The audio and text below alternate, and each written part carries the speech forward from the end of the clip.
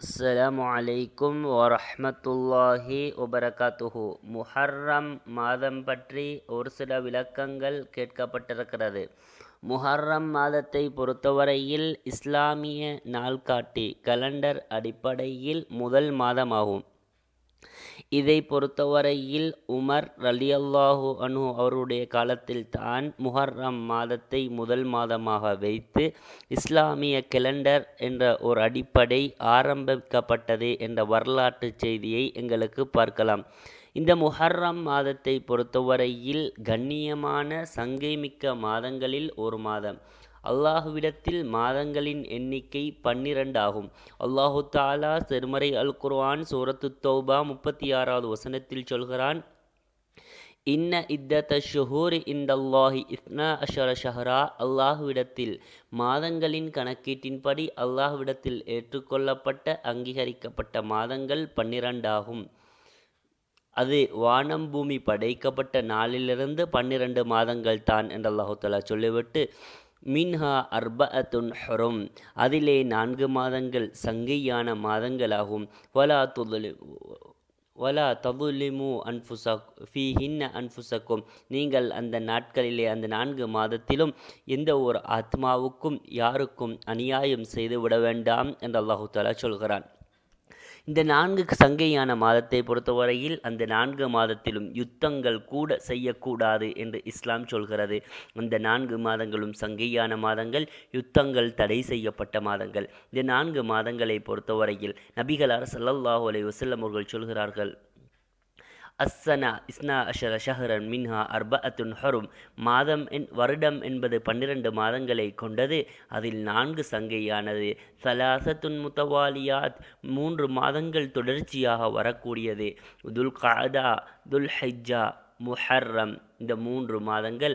வரஜபுன், அடுத்ததாக ரஜப் என்று சொன்னார்கள் ஸல்லல்லாஹு அலைஹி வஸல்லம் அவர்கள். எனவே இந்த 4 மாதங்கள் சங்கையானது. அதில் ஒரு மாதம் தான் முஹர்ரமுடைய மாதம் என்பதை சஹீஹுல் புகாரியில் 2958வது செய்தியாக பார்க்கலாம். எனவே இந்த முஹர்ரமுடைய மாதம் பொதுவாக கண்ணியமானது, சிறப்புக்குரியது என்பதை நாங்கள் பார்க்க முடியும். எனவே இந்த மாதத்திலே அதிகமான நோன்புகளை பிடிக்கலாம். நபி அவர்கள் சொன்னார்கள், அஃலலு சியாமி பஅத ரமலான், ரமலானுடைய மாதத்துக்கு பின்னால் மிக சிறப்புக்குரிய நோன்பு இருக்கக்கூடிய மாதம் ஷஹ்ருல்லாஹி முஹர்ரம், அல்லாஹுடைய மாதமாம் முஹர்ரம் மாதத்திலே பிடிக்கப்படும் நோன்புதான் என்று சொன்ன செய்தியை அபூ ஹுரைரா ரலியல்லாஹு அன்ஹு அவர்கள் அறிவிக்கிறார்கள். சஹீஹுல் முஸ்லிமிலே 1982வது செய்தியாக எங்களுக்கு பார்க்கலாம். எனவே பொதுவாக நோன்புகளை முஹர்ரம் மாதத்திலே நாங்கள் பிடிக்க வேண்டும். என்றாலும் பிறை 9, பிறை 10 இந்த 2 நாட்கள் பிடிக்கப்படுகின்ற நோன்புக்கு சிறப்பு இருக்கிறது. ஸல்லல்லாஹு அலைஹி வஸல்லம் அவர்கள் இப்னு அப்பாஸ் ரலியல்லாஹு அன்ஹு அவர்கள் சொல்கிறார்கள், நபிகளார் ஸல்லல்லாஹு அலைஹி வஸல்லம் கதிமன் நபியு ஸல்லல்லாஹு அலைஹி வஸல்லம் அல் மதீனா, மதீனாவுக்கு நபி அவர்கள் வருகிறார்கள். ஃபர அல் யஹூத தசூமு யோம ஆஷுரா, முஹர்ரம் மாதத்தில் 10வது நாளில் நோன்பு நோட்பதை, யஹூதிகள் நோட்பதை நபி அவர்கள் கண்டார்கள். ஃபகால், பின்னர் கேட்டார்கள், மாஹாதா, ஏன் நோன்பு நோட்கிறீர்கள் என்று கேட்டதும் அவர்கள் சொன்னார்கள், இந்த நாள் மூசா அலைஹி ஸலாத்து வஸ்ஸலாம் அவர்கள் ஃபிர்அவுனிடமிருந்து அல்லாஹ்வால் காப்பாற்றப்பட்ட நாள், எனவே நாங்கள் நோன்பு நோட்கிறோம் என்று சொன்னதும் நபி அவர்கள் சொன்னார்கள், ஃப அன அஹக்கு பிமூசா மின்கும், உங்களை விட மூசாவுக்கு நாங்கள் தகுதியானவர்கள், நாங்கள் தான் நோன்பு நோட்க தகுதியானவர்கள். ஃபசாமஹோ, நபி அவர்கள் நோற்றார்கள். ஃபஅமரன்னாஸ பிஸ்ஸியாமிஹி, மனிதர்களுக்கும் ஏனைய சஹாபாக்களுக்கும் நோன்பை நோற்றுக்கொள்ளும்படி ஏவினார்கள் என்று சொல்லப்படுகின்ற செய்தியை சஹீஹுல் புகாரியில் 1865வது செய்தியாக பார்க்கலாம். எனவே 10வது நாளுக்கு சிறப்பு இருக்கிறது. 10வது நாள் நபி மூசா அலைஹிஸ்ஸலாம் அவர்கள் ஃபிரௌனிடமிருந்து காப்பாற்றப்பட்ட நாள். எனவே நபி அவர்கள் சொன்னார்கள், நீங்கள் அந்த நாளிலே நோன்பை நோற்றுக்கொள்ளுங்கள் என்று சொன்ன செய்தியை எங்களுக்கு பார்க்கலாம். எனவே யஹூதிகளுக்கு நாங்கள் மாற்றம் செய்ய வேண்டும் என்பதற்காக வேண்டித்தான் நபிகளார் ஸல்லல்லாஹு அலைஹி வஸல்லம் அவர்கள் முந்தைய நாள் 9வது நாள் நோன்பு நோற்றுக்கொள்ளும்படி சொல்லி இருக்கிறார்கள். எனவே நபி அவர்கள் யஹூதிகளுக்கு ஒவ்வொரு செயலிலும் மாற்றம் செய்வார்கள். அதிலும் அதாவது நோன்பிலும் மாற்றம் செய்ய வேண்டும் என்ற ஒரு அடிப்படையில் தான் நபி அவர்கள் முந்தைய நாள், அதாவது 9வது நாள் நோன்பு நோற்றுக்கொள்ளும்படி சொல்லியிருக்கிறார்கள். எனவே 9வது நாளும் பிடிக்க வேண்டும், 10வது நாளும் பிடிக்க வேண்டும். அதற்கு பல செய்திகளை எங்களுக்கு ஆதாரமாக பார்க்கலாம்.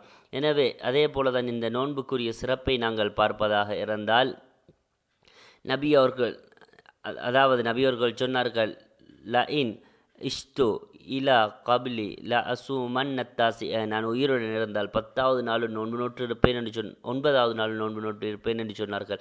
யஹூதிகளுக்கு மாற்றம் செய்ய வேண்டும் என்ற காரணத்தினால்தான்.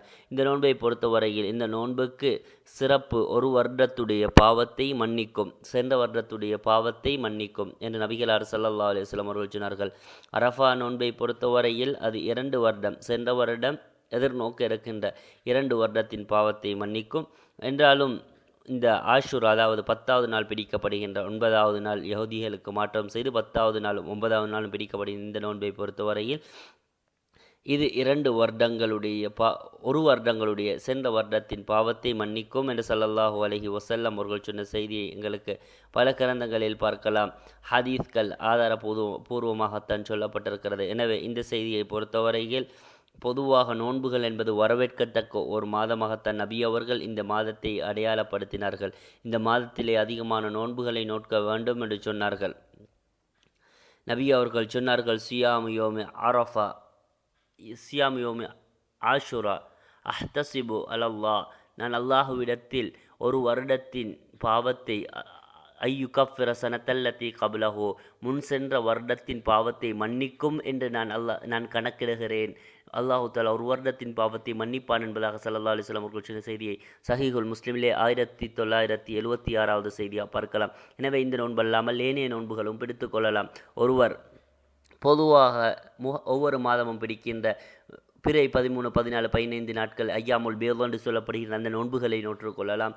அதே போல் திங்கள் வியாழ நோன்புகளை நோற்றுக்கொள்ளலாம். அதிகமாக நோன்புகள் நோட்கப்படுவதற்கு தகுதியான சிறப்புக்குரிய ஒரு மாதம்தான் முஹர்ரமுடைய மாதம். ஜஸாக்குமுல்லாஹ்.